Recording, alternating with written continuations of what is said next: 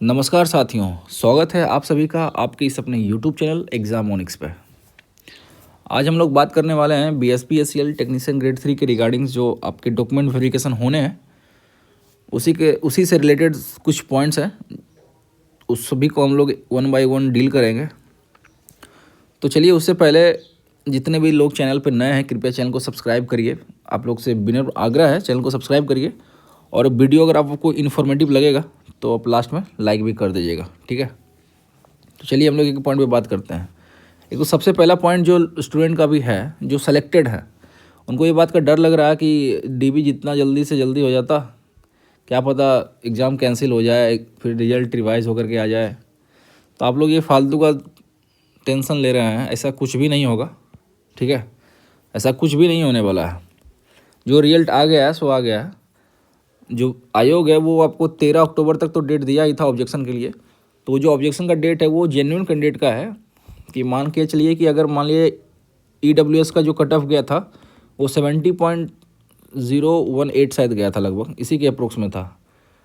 तो अगर किन्हीं का 70.018 से अगर ज़्यादा है, उनके उसके बावजूद उनका रिजल्ट नहीं हुआ है, तो वैसे स्टूडेंट के लिए ऑब्जेक्शन का डेट था कि आपका नंबर कट ऑफ से ज़्यादा होने के बावजूद अगर आपका लिस्ट में नाम नहीं है तो आप ऑब्जेक्शन कर सकते हैं आयोग में आकर के 13 अक्टूबर तक, जो कि डेट अब ख़त्म हो गया है। जिनका करना था वो हो गया होगा, अब डेट तो ख़त्म हो गया है, ठीक है। अब जो है सो आयोग इसके फर्दर प्रोसेस पर लगी हुई होगी। और जैसा कि अभी चुनाव चल रहा है तो संभवतः चुनाव के साथ साथ छुट्टी भी बहुत है। तो अब देखिए दिवाली का छुट्टी हो गया है। अब आज पढ़ा करके अधिकांश जितने भी गवर्नमेंट स्कूल हैं या फिर ऑफिस भी अगर होगा तो आज काम कर करके छठ तक छुट्टी हो जाएगा। तो एक थोड़ा सा बीच में लंबा गैप हो जा रहा है छुट्टी का। तो देखिए अब छठ के बाद क्या होता है।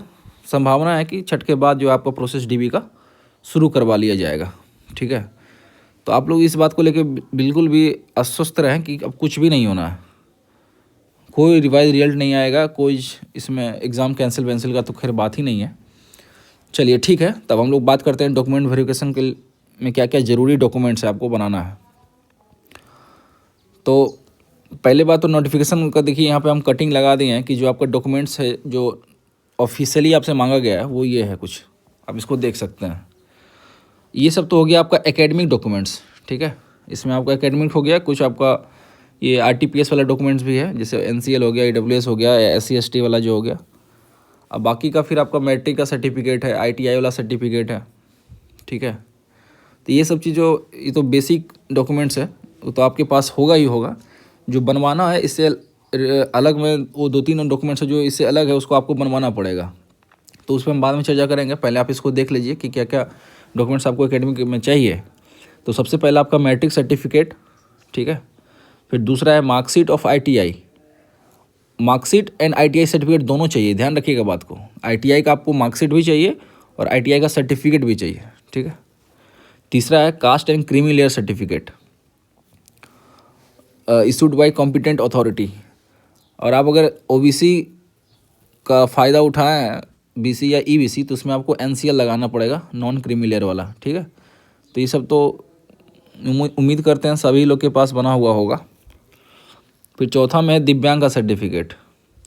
पाँचवा है लैंड लूजर का और लैंड डिस्प्लेस्ड पर्सन का। तो ये बहुत रेयर में होता है, या जिनके पास होगा, जो इस कैटेगरी में आते होंगे उनके पास होगा बना हुआ। हमको कोई आइडिया नहीं है कि लैंड लूजर कहाँ से बनता है, कैसे क्या होता है, ठीक है। और फिर छठा में जो है सो फ्रीडम फाइटर का है और EWS का। तो जो है अपना ये सब डॉक्यूमेंट्स अपना तैयार रखिएगा। हाँ, ये हम ये बता रहे हैं कि ये डॉक्यूमेंट्स कंपलसरी आपको लगेगा ही लगेगा, ठीक है।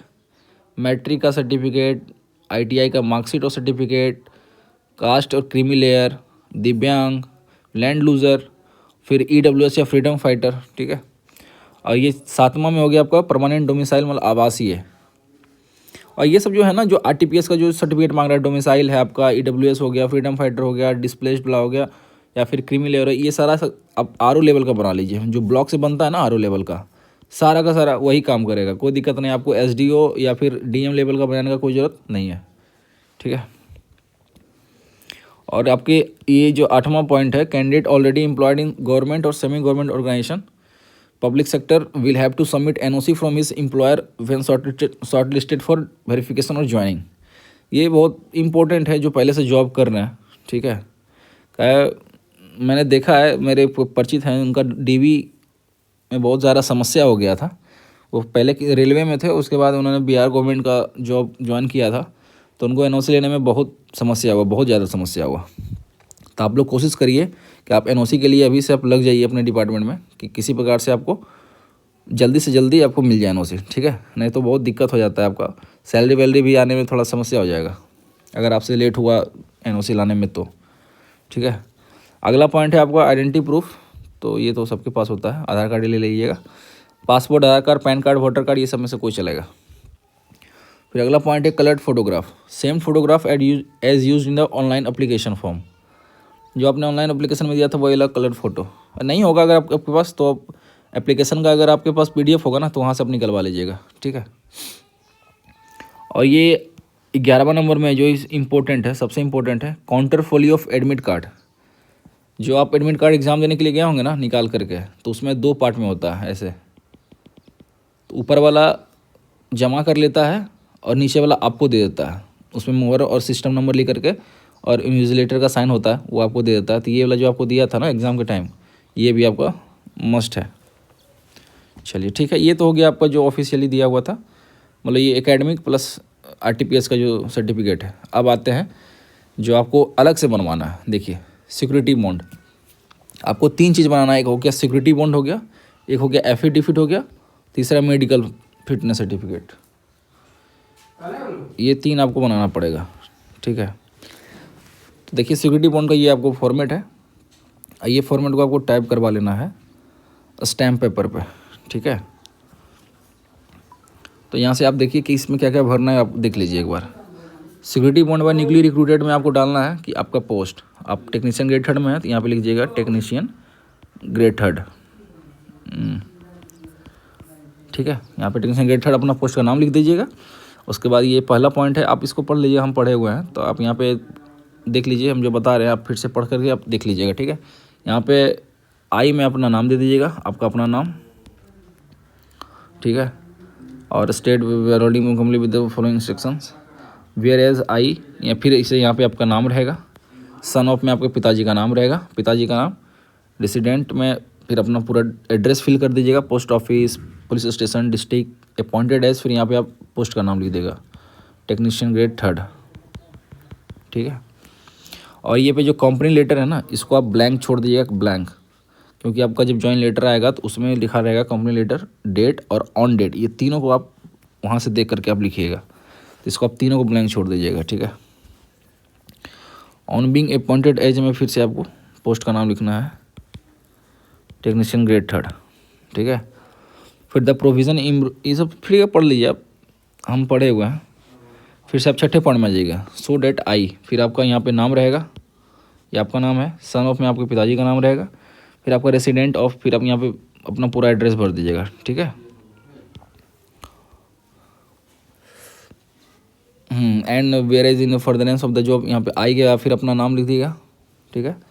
और यहाँ पे 8वां पॉइंट जो है ना, यहाँ पे आपको 2 वैसे आदमी का नाम लिखना है जो आपको जानते हो, और वो माता पिता के अलावा कोई होने चाहिए, ठीक है। 2 आदमी, तो उनका नाम, एक में उनका नाम लिख दीजिएगा सारा, son of, post office, police station, district, ये सब लिख दीजिएगा, ठीक है। ये उन गारंटर के तौर पे होता है, 2 का नाम यहाँ पे लिख दीजिएगा, ठीक है। और डिपोटेंट में फिर आपका साइन हो जाएगा, यहाँ पे आपका साइन होगा, ठीक है। ये हो गया सिक्योरिटी बॉन्ड। फिर आते हैं एफिडेविट पे। तो एफिडेविट जो है सो आपको यही दोनों से बनाना है, या फिर नोटरी पब्लिक से या फिर एग्जीक्यूटिव मजिस्ट्रेट से, ये दोनों में से ही किन्हीं एक से बनाना है, ठीक है। ध्यान रखिएगा इस चीज़ को। तो इसका फॉर्मेट तो आप समझ ही रहोगे, आगे में अपना नाम दे दिएगा, सन ऑफ में पिताजी का नाम, एज डे अबाउट में लगभग आपका उम्र जो लगभग होगा 23, 24, 25, 26 जो भी होगा। फिर रेसिडेंट ऑफ में अपना सारा एड्रेस डाल दीजिएगा, टाउन, डिस्ट्रिक्ट, स्टेट बिहार। और इसमें देखिए, अगर आप शादीशुदा हैं तो आप टाइप करवाइएगा 2 नंबर, 3 नंबर और 4 नंबर, अगर आप शादीशुदा हैं तो, ठीक है। शादीशुदा हैं तो आप लिखवाइएगा, टाइप करवाइएगा that I am married and I have only 1 living spouse, ठीक है। अगर आप 2 शादी किए होंगे तो फिर 1 ओनली 1 ही लिखिएगा, आप एक शादी किए होंगे तब वहाँ पे आई have only one living spouse करिएगा, ठीक है। अगर आपकी दो दो पत्नियाँ भी हैं वर्तमान में तो फिर आप ये नहीं लिखवाइएगा, I have two living spouse लिखवाइएगा। ऐसे उम्मीद करते हैं कि एक ही होगी, ठीक है। और इसके बाद that I have not accepted any dowry, आपने दहेज नहीं लिया है, इस बात को भी आपको मेंशन करना होगा। और that I have not been convicted by any court of law, ये भी आपको टाइप कराना पड़ेगा। अगर आप शादीशुदा हैं तो आपके लिए सिर्फ 1 नंबर पॉइंट नहीं है, बाकी 2, 3, 4 दोनों तीनों है, ठीक है। और अगर आपका शादी नहीं हुआ है तो आपको पॉइंट नंबर 1 करना type that I am unmarried, और 4 नंबर करवाना है that I have not been convicted by any court of law, ठीक है। उसके बाद डिक्लेरेशन में यहाँ पे आपको साइन कर देना है, आपका अपना साइन हो जाएगा, ठीक है। ख़त्म हो गया। और जहाँ पर भी साइन करिएगा आप अपना, यहाँ पे डेट भी ज़रूर दीजिएगा उस दिन का। जैसे आज का अगर डेट रहेगा तो आज 18 अक्टूबर 2025, ठीक है। अब आते हैं मेडिकल फिटनेस पे। इस सर्टिफिकेट का फॉर्मेट यही है, I do hereby certified that I have examined Shri Kumar, यहाँ पे आपका नाम रहेगा, ठीक है। फिर सन ऑफ वाइफ ऑफ फलना, जिसका भी नाम आपको पिताजी का नाम देना है तो सन ऑफ का टिक करिएगा, सन, यहाँ पे पिताजी का नाम रहेगा, ठीक है। अगर आप लड़की हैं तो डॉटर ऑफ टिक करिएगा, फिर पिताजी का नाम लिखिएगा, ठीक है।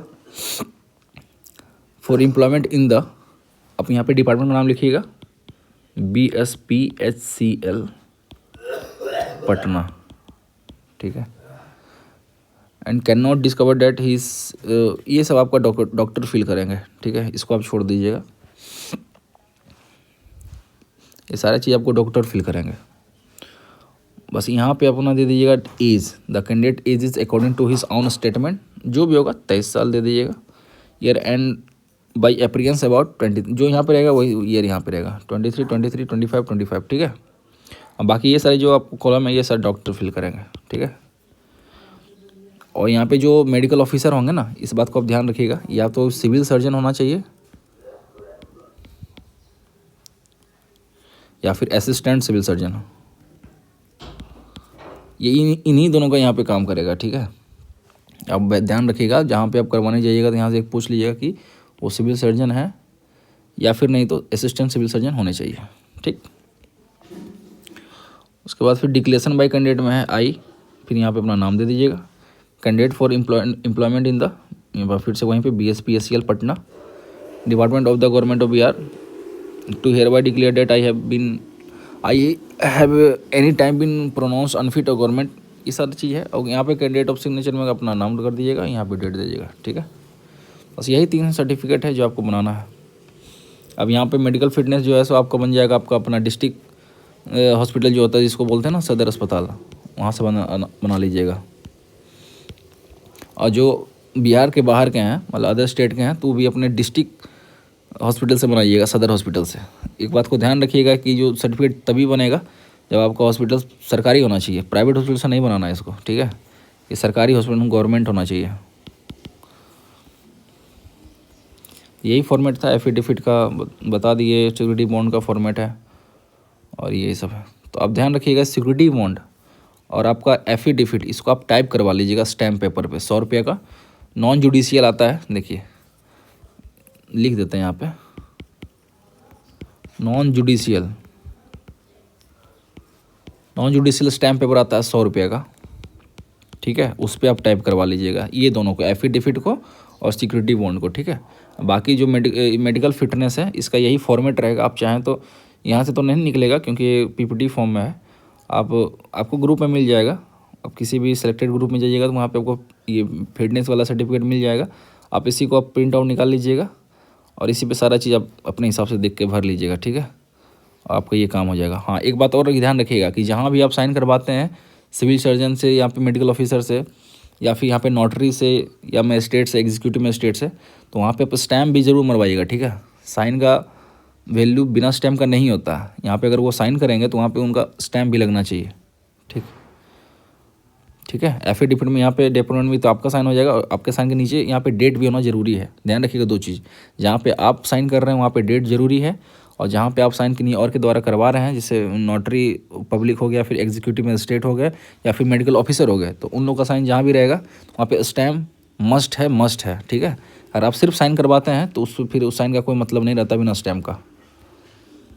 चलिए, उम्मीद करते हैं आप सारा चीज़ को समझ गए होंगे, आपको क्या क्या ज़रूरी डॉक्यूमेंट्स हैं।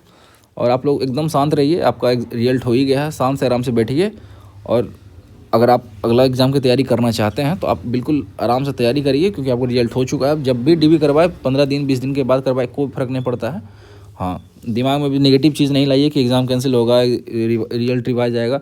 आप जेन्युइन स्टूडेंट हैं तो आपको घबराने की बिल्कुल भी ज़रूरत नहीं है। आपका रिजल्ट एक बार आ गया है तो आ गया है, उसको कोई हटा नहीं सकता है, ठीक है। चलिए ठीक है, thanks for watching my video. मिलते हैं अगले वीडियो में, ठीक है।